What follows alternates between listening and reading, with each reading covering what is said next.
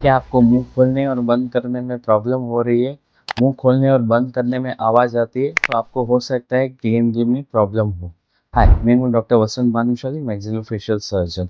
आज हम बात करेंगे टीएमजे के रिलेटेड इशू के लिए। ये प्रॉब्लम ज़्यादातर तब होती है जब ऊपर और नीचे की हड्डी के बीच की जो डिस्क रहती है उसमें प्रॉब्लम आना होता है। जैसे कि उसमें चेंजेस होते हैं, डिस्क पतली हो जाना, डिस्क में छेद हो जाना, डिस्क अपनी जगह पे ना रहना, आगे पीछे या साइड में हो जाना। इसके बहुत सारे कारण होते हैं। एक तो वहाँ पे जॉइंट के उधर मार लगना, दूसरा वहाँ पे लंबी समय तक कोई भी मुंह खुला रखना, तीसरा जो रहता है आर्थराइटिस की वजह से होना।